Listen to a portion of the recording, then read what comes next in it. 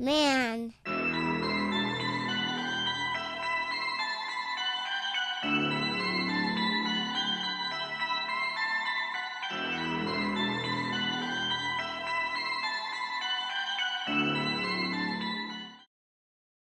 That was Claustrophobia, man. Those guys are badass. The song War Stomp, definitely dig those guys from Brazil, I believe. Very, very killer. Well, we've got a couple of guests on here with us tonight. We got Tex and AR Hayes with us. How's it going, gentlemen? Yeah. We're having a ball already. Hell yeah, dude. Yeah, we've had a couple of mishaps, but you know, hey, we're for a group of older guys. We're hanging in there with the youngsters, with the technology, the best that we possibly can. But good to have you both on here with us. Yes, sir. And then AR, it's your birthday today, AR. I figured you'd have a birthday hat on. You just had to talk about old men and then bring up my birthday, didn't you? I mean, wow. I told you though, dude. Wow. I got you by 10 years. So what an introduction. Hey, by the way, you're getting old. Hey, old ass. I thought you'd have a birthday hat on or something. So, but well, happy birthday, Hayes. Happy birthday. Thank you. So tonight we're going to be talking about a somewhat controversial topic, and that's false confessions. And it's been on our list since we started back in 2018. I just, never knew how to tackle something like this on our channel or on our podcast because, we pretty much have done serial killers, cannibals, like a lot of crazy stuff. And this is a little different. But, I think that, because we've done prison escapes with UTEX, we've done paranormal visits. We've done some different things. And so I thought, hey, it's time, let's do it. And we've got Chris and Joey here who have experiences in this subject in general. And then we've got what crime? We've got Joey and AR, both former convicts. Tex is a corrections officer. So what a great ensemble, I think, to pull this thing together and dig into this because it's a real thing. And I just wanted to, talk about it just as some laymen here, just kind of talking about something that's in the news a lot. When it happens, it's a big deal. I mean, Tex is a corrections officer. What's been your experience in general with law enforcement and in your experience as a corrections officer? Yeah, sure. First thing I like to tell people is as a corrections officer, we're part of the law enforcement community. We're part of the law enforcement community, but we're not actually law enforcement. Kind of like a dispatcher or something like that. Sure. You're part of the truck driver community, but you're not a truck driver. You're dispatch. Yeah, man. To be honest, my experience with law enforcement has been kind of hit and miss. I mean, there's a ton of people wearing badges. They want to do good, make a impact in their community and stuff. But then there's a lot of stinking, festering assholes out there too that are corrupt and abuse their position all the time. Right. So I mean, I guess it's just like with anything else in life. But then again, you're held, or you're supposed to be held to a higher standard because you're policing the community. Position. Right. Yeah. I can see that. What about in the military, Tex? You were in the Army. What do you think about your experiences dealing with MPs in the Army as that drunk private trying to sneak back into the barracks after curfew? That was going to be my example, man. Why does that not surprise me? I really only had one run-in with the MPs, and that was at Fort Hood. It was the night before I took off for Korea.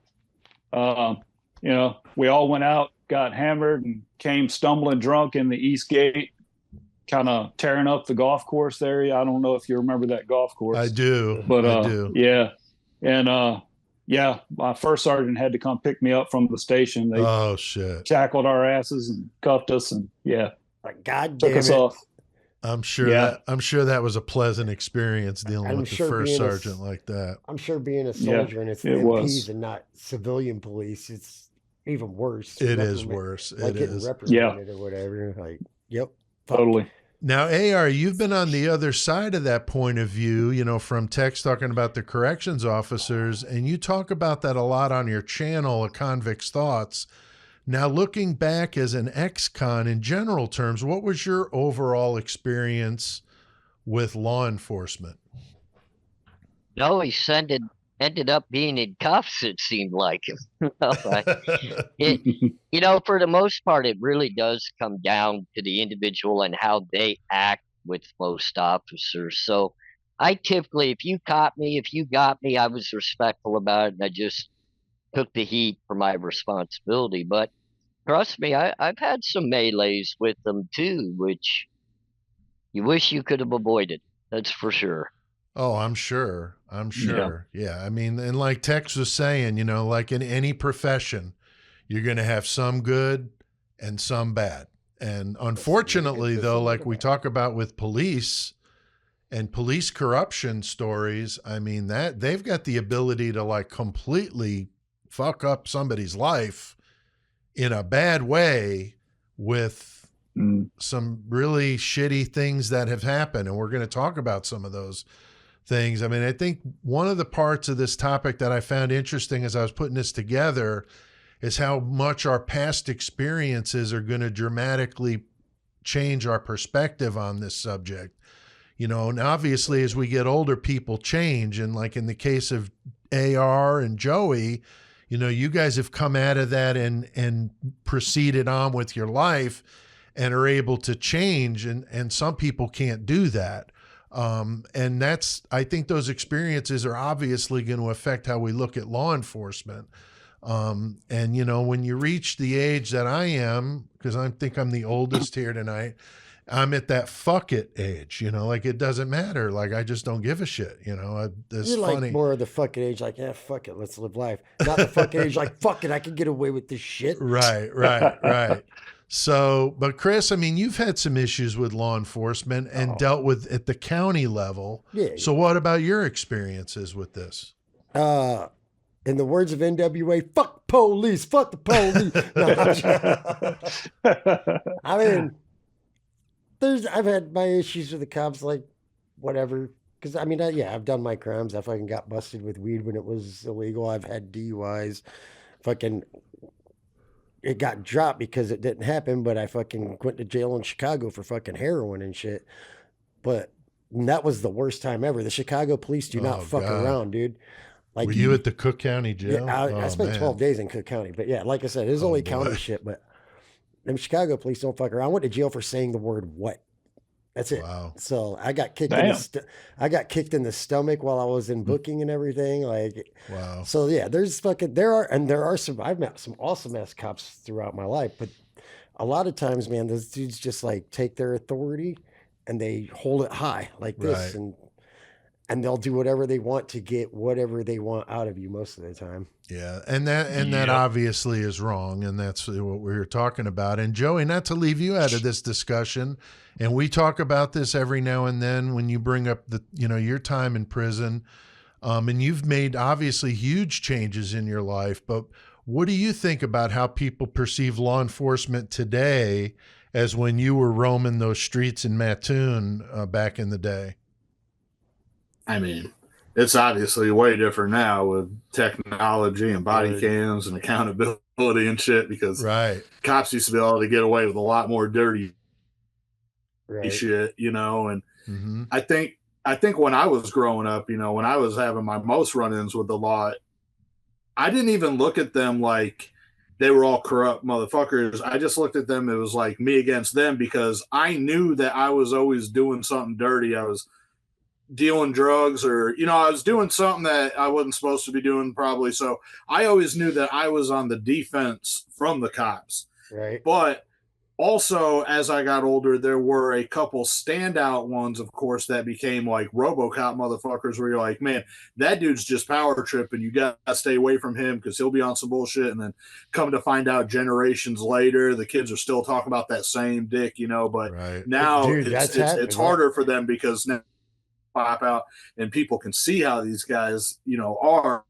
And it's good for the ones that are cordial and, you know, are respectful and do their job correctly. But man, them ones that are power tripping and fucking take it to another level, everybody can see that and they get held accountable now. So that's a great point. I watch a ton of that police body cam stuff on YouTube, and I think it also helps them because there's some assholes out there. Oh yeah, there are definitely people plenty of fools out there dealing with it. I told you that story about the one lady that said she had to shit when the guy pulled her over and she bent over and shit right out of dash cam, caught the whole thing.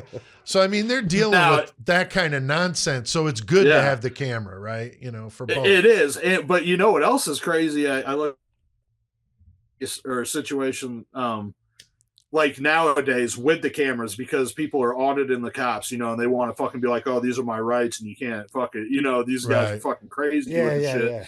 And they're like, they'll straight up be on the fucking street filming, fuck you, you know, fucking flip off the cops, say a bunch of shit to them because there's nothing the cops supposed to be able to do. And that's all fine and dandy.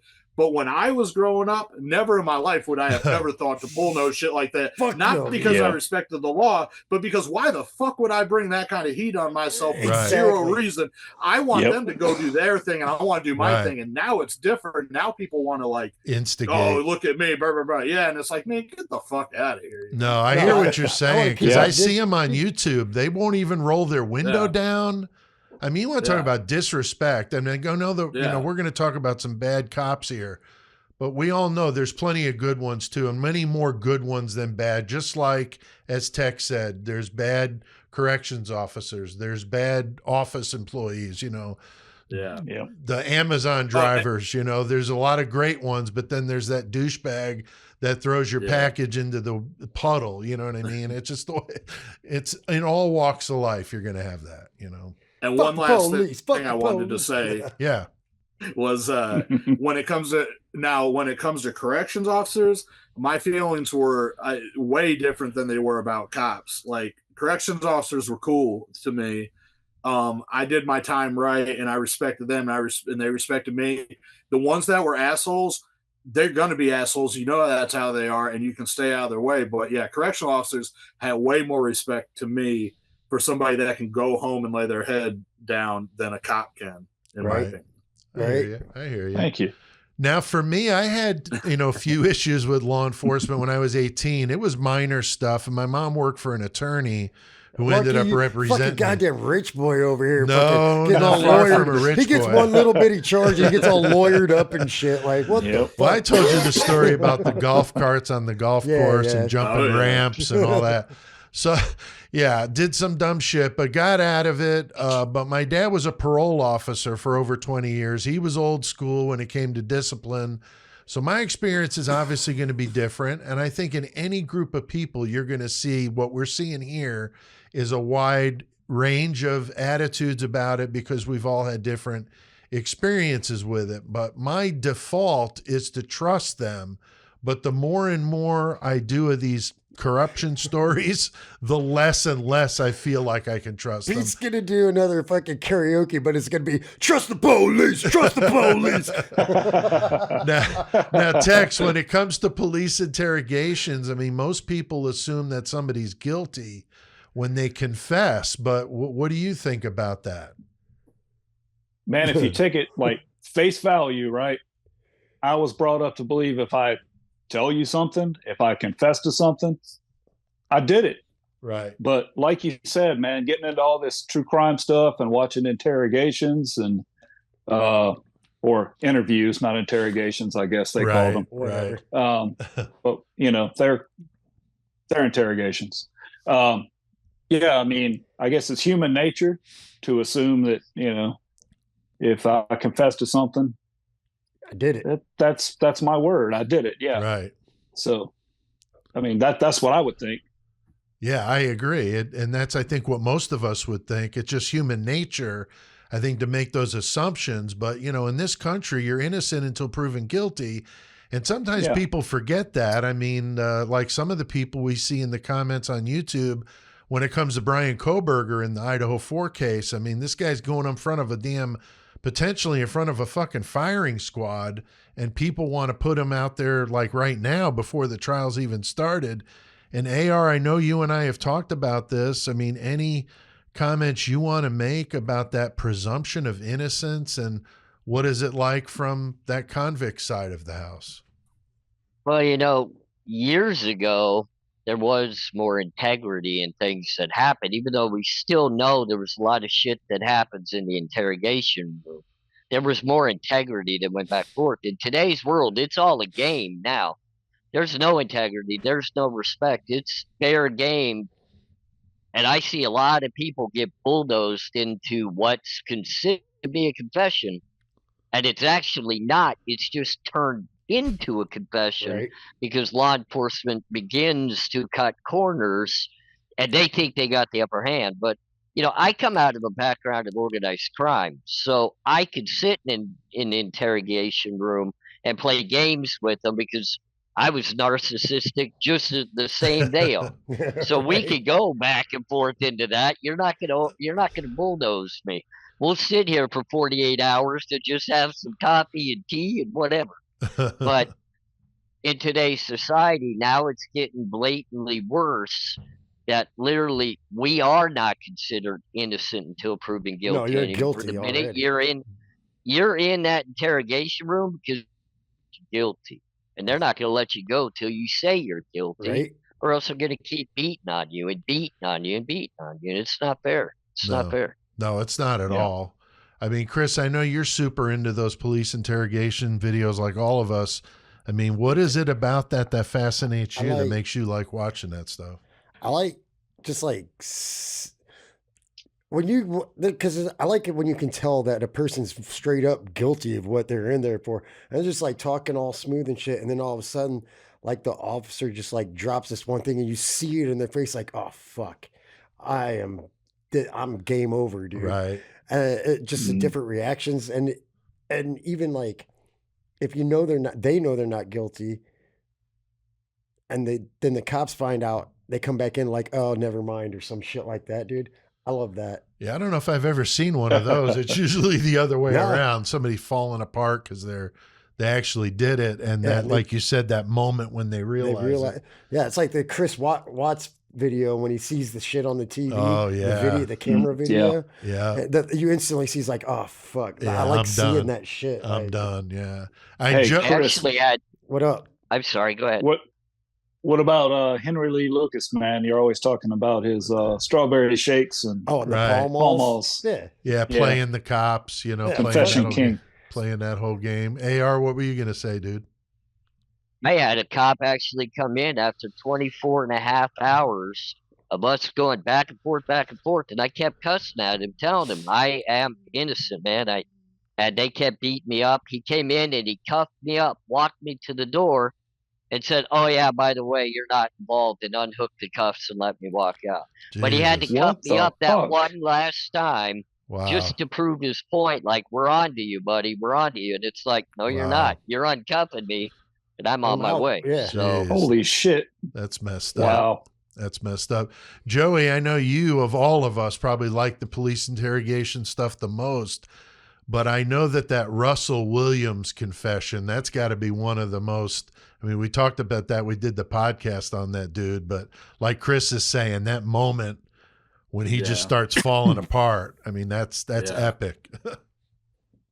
That's like a golden age of interrogations, and the Colonel Russell Williams is, you know, definitely one of the top tier from that time. Because exactly like you said, just the realization that comes over some of these people's faces is just amazing. Also, I also like the people who are blatantly lying, but the cops still can't fucking get what they need out of them. So it's like, God, these guys are so fucking full of shit, but they're going to end up having to walk out of here. And you always hear the old thing, well, if these motherfuckers had just asked for a lawyer, then fucking they wouldn't have to deal with this shit, you know? Well, if they asked for the lawyer, I wouldn't be watching this shit and getting amusement. So thank you for those guys. Come on, man.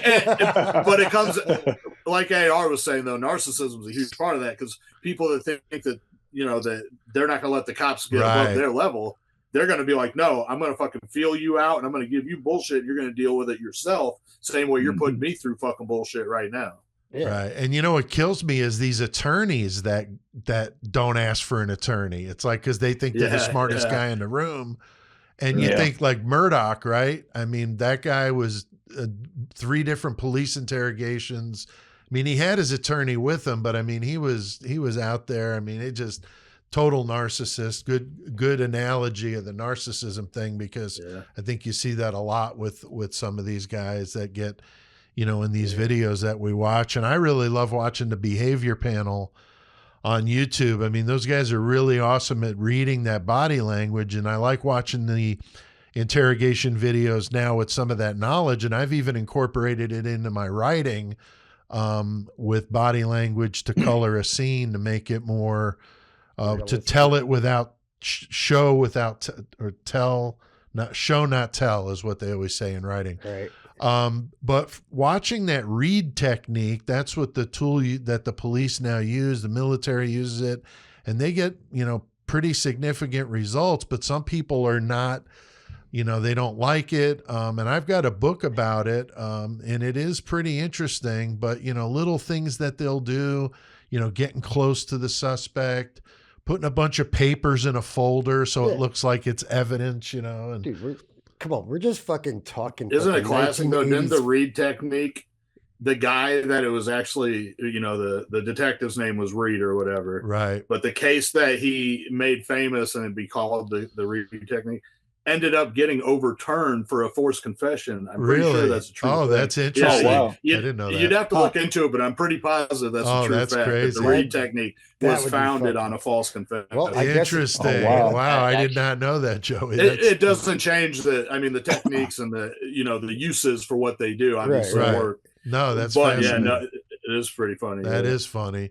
And Tex, I mean, that Reid technique does break people down, but what do you think about the ethics? I mean, AR was just talking about 24.5 hour long interviews. I mean, do you think there needs to be some kind of parameters here? What do you think about that?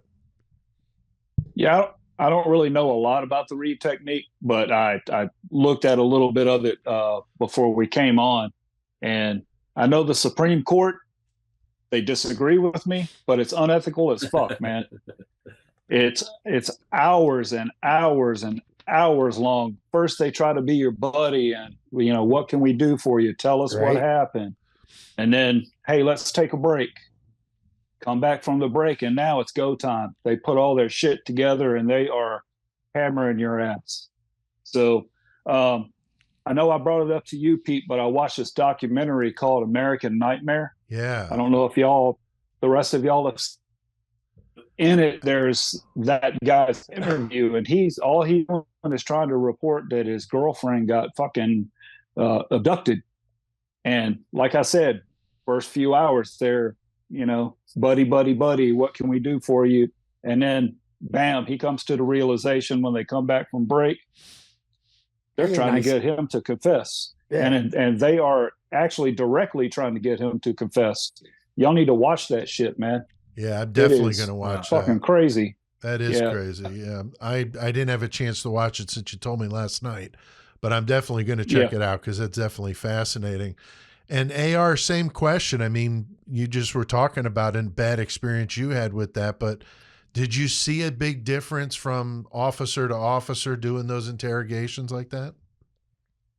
Oh, yeah, especially in the mold of what I was being sought for. They rotated officers just about every hour and a half. Mm-hmm. So I'd get 2 new people in. And the whole thing they're trying to do is break you down. And then they're making you comfortable, uncomfortable, turn up the heat, turn on the air, bring you copied so that you have to pee and then not let you go pee till they answer 5 more questions. I mean, then they would leave for an hour. You'd fall asleep under the desk and, they come wake you up. The techniques that they use, I get the point of them. Right. I see how it benefits them. But let me tell you, at the end of the day, across the board, because you're mentally breaking someone down to where they're tired, they're weak, they're cold, they're hot, they're thirsty, they got to pee, and you're taking away their privileges until they answer your questions. Right. And I'll tell you what, I just literally got to the point I peed on the wall in the interrogation room a couple of times. Hell yeah. It was like you guys are playing a horrible game. well, I'm going to play one back. And then, I'll ask for my lawyer after I pee on your wall, and then we'll piss just all go over from your there. shit, motherfucker. Fucking A, man. You go in with the mindset that you think you're going to learn something and what they might have on you. At the end of the day, nobody's going to come out ahead in that game when it's if you got a snitch or something in that room, that's something completely different. Yeah, but right. Somebody that's willing to pee on the wall and take whatever they're going to dish out, you just go with it. I'm gonna throw this challenge out to anybody listening or watching this, that if you could find me a video of A.R. Hayes pissing on the interrogation room wall, I'll give you a free Murder Metal Mayhem t-shirt, to the first one, only the first one to get it to me. So challenge has been made. See if you could find that video of AR peeing on the wall of the interrogation room. That's classic. And it's kind of funny. I mean, when I got hurt, and it wasn't funny that I got hurt, but when I got hurt back in 92, when I was in the Army, right before that, I was debating whether I wanted to re-enlist. And in basic training, and I'm sure you remember this, Tex, we had this crazy test we had to take called the D-Lab, the Defense Language Aptitude Battery. It was a test, oral, you heard it. And it was taught, the test was in a made up language. And they told you at the beginning of the test the rules of this simple language. And then the whole test was in another language. It was crazy. But as I really listened, I was able to figure it out. Like, it wasn't that, it was hard, but it was like, it made sense to me. And back after I got sent to Fort Hood, they called me into the commander's office. I thought I was in trouble. And the guy's like, I don't know how the fuck you did this, but you passed that D-Lab. And I'm like, are you kidding me? There was only 2 of us that passed it in the whole room, I think.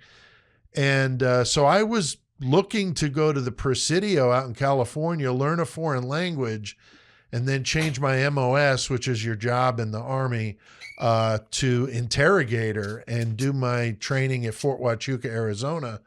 And I could have very easily been involved in interrogations from that side of the house. But, life happens, and I got hurt and got out, and now I'm here with you guys. Now here we are. I wouldn't be here doing this with you. Now, Chris, it seems crazy that the police can lie. Oh, the cops can do what they want. But they do. We all yes, they can. What they do you can think do whatever about the fuck they want. But yeah, like straight up, you sitting in that interrogation room, they could fucking straight up tell you, oh yeah, your mom's fucking being held hostage, and if you don't confess to this, and they can get away with it. Like, or tell you they got you on video. Yeah, I got or video. We got your DNA. Yeah, and none of it's there, but in your head is like, wait, do they? Why would I be there? Like, hold on. Was I there that time? I was drunk that night. I know I wasn't there, though.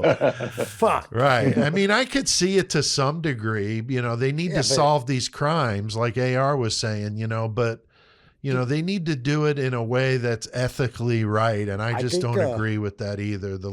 I really honestly think fucking false confessions are based off of 1980s action movies. Like Lethal Weapon and shit. They're just like, tell me what you did. And they just slam a bag of powder on the baby powder on the table. And they're like, there you I go. know you got, they're like, oh shit. I mean, especially if the accused is a minor. I mean, we saw that with Brendan Dassey up in Wisconsin, that Stephen Avery case, making a murder. I mean, that was just some bullshit. This intellectually challenged kid, no parent there, no lawyer. I mean, really, really messed up. I don't agree with that at all. Joey, I mean, how common do you think these false confessions are today? I mean, you get the Innocence Projects out there. Yeah. I mean, I don't know how common they are, but they're definitely there. And it's going to be interesting because you get the Innocence Projects and all that stuff obviously came out at a time when DNA was popular and all that. Right. Now you can go back and find all this shit that was wrong, but looking from here forward, now you've got fucking mitochondria DNA, you got fucking, genetic DNA, fucking, they'll go all different kinds of routes. They'll fucking, we were talking about last week, like animal saliva, fucking solving crimes. Yeah. I mean, they've got your phone. They know every fucking step you take. Oh, they know where I'm at right now. Exactly. That's what I'm saying. So it's going to be interesting in the future how many false confessions there are, because a person's going to either have all the fucking, evidence right there in their fucking face against them in a courtroom, Right. or they're not going to have enough evidence against them in a courtroom and they're going to get out of there. It's the cop's sway, I think, is going to be less and less as technology picks up, I guess is what I'm saying. Wow. Not until you get Ed 209. Well, the problem is you still got the people that talk too much, no matter what type of evidence they have or don't have. You got people that run their mouth, right? Exactly. That not only get themselves hemmed up, but they get other people hemmed up.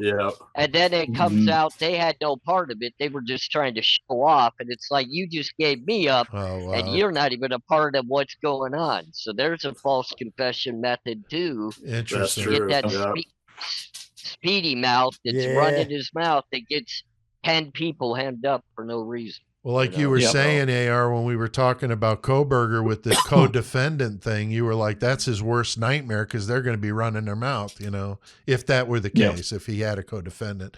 I also thought it was interesting they claimed Chicago is #1 in false confessions. I find it so hard to believe here in Illinois that would be the case, but Chicago is just freaking ridiculous with all the shootings up there and all the nonsense. But it's Chicago, I guess. But that's why they. I mean, their corruption. When all your governors go to fucking prison. Yeah, for real. Why would you want to be a governor? Why would you ever want to be a governor in Illinois? Especially these rich guys. Like, why don't you go sit on a yacht and drink Mai Tais? And what the hell why do you want to be the freaking mayor of that shithole? That's just ridiculous. Because they're fucking getting money. That's why they're going to fucking prison. They're like, the next one's like, I know where they fucked up. I could get away with this. Yeah. Well, Government Illinois. Going back to the narcissism thing. I mean, there you go, right? I mean, I don't know a politician that probably isn't a narcissist. Now, Tex, from your experience in corrections, I know that we always hear everyone in prison is not guilty, right? They're innocent. But I mean, I know, that this does happen where inmates are exonerated. I mean, what is your experience now in that field for a dozen years or so? What do you think about that? Well, I went and pulled some statistics, and then that got me interested. So I pulled some national statistics. Okay. The top reasons for exonerations are #1, DNA. Right. Number 2, guess what? False confessions. Number 3 is Number 3 is false accusations. Number 5 is perjury. Then it's mistaken identity, official misconduct, which I thought would be higher, and bad forensic evidence. And since 1989, the 5 states with the most exonerations: Texas with 363, Illinois with 303. Oh, we're number 2? Fuck yeah. Yes. Dude. Yeah, but you're like twice as big as Illinois. So really per capita, right? It must be Chicago, right? Right. Yep. Okay, number 3 is New York with 281. Then comes in California with 205, and then Michigan with 99. And in those 5 top states, the number of years that those people that got exonerated were in prison, if you total it up, it's 10,191.5 years. Oh my God! That they were all locked up before they were exonerated. Insane. Jeez. Yeah. God wow. damn, fucking that's crazy, a lot man. of time. That is crazy. That really is. That really is. And AR, what about you when you were inside? How many inmates that you know of that you dealt with? Did you deal with any that had fallen prey to this false confession stuff? No, I did. I bumped into them. The problem when you're actually in the joint is you see it come up, but it's the appeals and whether somebody's willing to take the case on to fight for you. So you kind of see it.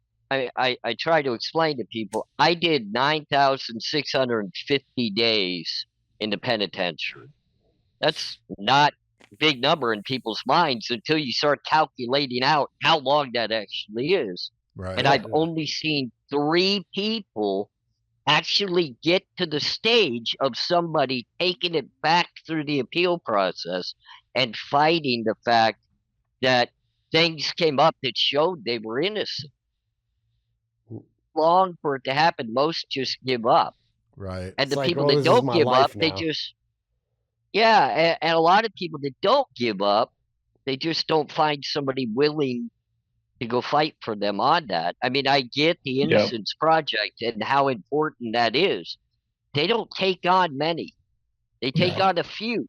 Right. And then they boot a few of those off of their plate and say, well, we can't prove it. Sorry, here you are. Right. Right. You know, I did 7 years locked up on a charge I had no involvement with. We reached out and reached out and reached out to try to figure out how we could combat it. They said, hey, you were found guilty, buddy. That's it. That's the end of the road. You know, your appeals are over. You're done. Wow. So then what do you do? Right. You know, what do you do at that point? You jump up and down and yell that you're innocent? Well, then you piss off the COs like Tex. Right. And It's like, you're trying to build a Yeah. decent relationship with them Right. so that you can keep your privileges of phones and different things. They don't want to hear that you're innocent. Right. They may believe you are, but they're they just don't want to doing their hear it. job. Right. Yeah. I mean, it's not I don't the have any CO's power to fault. do anything. Right. Right, That's exactly. true. That's So- true. Like, I'm you just just want to do your here, job man. and go home at the end of the day, you know. Now I watched So several. I saw a Go ahead, AR. you know, just less. I saw just less than a handful in all my years, and I think I saw one get out. Okay. Right. Interesting. Yeah, I figured Yeah. it had to be pretty few and far between. Now, I watched several documentaries about this, and I saw this TED Talk about it as well. Very fascinating to hear from these inmates that have been through this, but also absolutely horrible. I mean, life shattered, kids growing up without parents. I mean, really bad shit. And I was, you know, super interested in this concept when we did the West Memphis 3 case back in the early days of the podcast. I mean, as a metalhead, you know, those kids got locked up because they wore friggin' black concert shirts. And they were And being one of metal. them wrote some weird poetry and shit like that. Didn't we all do that? And that could have been me. I Yep. mean, you could read all my writing from back in that time. And I'm amazed I wasn't on death row over there with old Damian Eccles in the West Memphis 3 case. That was what really got me interested, because one of them confessed, and that's what kind of brought the whole ship down was he said that they all did it Right. when they didn't, you know, Like, yeah, Yeah. we did it. just like AR was saying. Now, in addition, you know, different kind of false confession here in the Delphi murder case. You got that defendant, Richard Allen. He alleges that the guards at the prison where he was kept were Odinists who wore patches on their uniforms. And if you're not familiar with the case, the Odinism thing is a thing of a part of that case.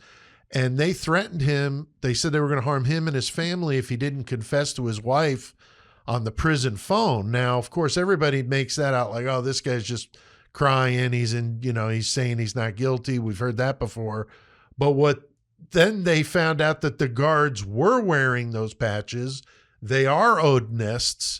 And so that definitely makes you wonder. And that's kind of a false confession, but not under, you know, the police, but in the corrections. So, you know, Tex, I know that obviously, like you said, there's always, you know, some bad ones in the bunch. And that sounds like these guys are pretty awful.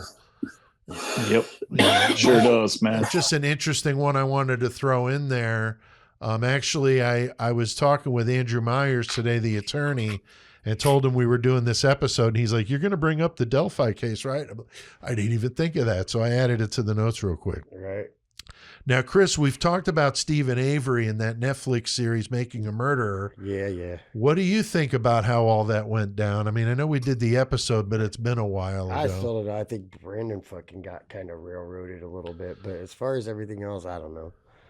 But I feel like they kind of coerced that kid into saying something that he shouldn't have been saying and really didn't do. He just confused as fuck. But Yeah. I don't know. The whole case itself, whatever. Yeah, I don't know. I mean, I'm kind of torn on that one. I know we covered the case, but And I know that sounds cold-hearted when I say whatever, but no, I know what you mean. It's been a while since we've done that one. But anybody want to chime in? Because that Making a Murderer was huge on Netflix. Anybody want to throw in something on that? They picked a weak link and they turned the entire case into a guilty verdict based off of a weak link that probably had no idea even what he was doing or saying. He's just trying to please the people sitting in front of him so he could go out the door and go home. Right. And at the end of the day, it don't work that way. Right. It doesn't work that way. Yeah. And the officers doing that interrogation absolutely know that. They know it doesn't work that way. Yeah, he's just that like, kid got bullied. Yeah. Yeah. Yeah, I agree with you, man. That's terrible. But, you know, like I said, I could see both sides of the argument. We know the police have a tough job to do, and there's very few people that want to actually do that job. But that doesn't mean they can just do what the hell they want. And it's too bad that a few rogue cops ruin it for the rest, because there are some great police officers out there doing, you know, good work. I know, Tex, you and I interviewed Mick, that Australian police officer. And so, you know, that was, you know, that was fascinating. But Joey, I forgot to ask you, did you want to add anything to the false confessions? I know, you know, did you run into any of that when you were inside? Man, it's really hard to ask me that question coming from a state prison, especially in Illinois, because basically everybody I ran into was innocent. Fucking nobody did anything they did. Everybody was done bogus by the cops. And what I'm saying is, I guarantee there were a couple that were, like, don't get me wrong, but it's like the boy who cried wolf. Like, they're muddying the waters for these motherfuckers that really have real claims against, you know, the fucking the shit that came against them that they didn't do. And everybody's like, man, this, that, and it's, so I don't know. I was a rare breed in there because, like, y'all know how I am. You're like, yeah, this is what I did. I'll tell you what I did. Yeah, I did. I was out there bogus. I was fucking doing all kinds of shit. You know, I probably should have got way more time than what I got. Right. But you know, and people just want to fucking do some sob story about shit. It's like, man, then you get the people that's like don't care about none of that shit, and they're the ones that have been in a little bit and know how to do their time. You don't talk about that shit after a while, you know. Fucking, you hear about it a lot more from new guys coming in, and then if you're slick enough and you can hustle people and say that you're a prison lawyer, that's even better. You're like, oh, I can help you with your case. You can hook me up with this, that, and this, and you're not really doing shit because, like AR said, these motherfuckers ain't even really going to get back in. Maybe on a first appeal, maybe, and hardly ever. So, right, yeah. Interesting.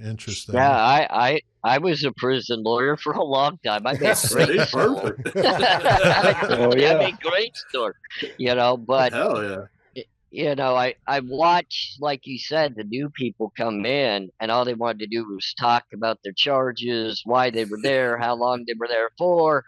It's like, dude, I've been here 14 years. Shut up. I don't want to hear it. Like, I've already heard this story 3 times. It just always blew my mind. It's just like, yeah, man, this cop, he pulled me over for this or whatever. And, you know, I stopped at the stop or whatever it was.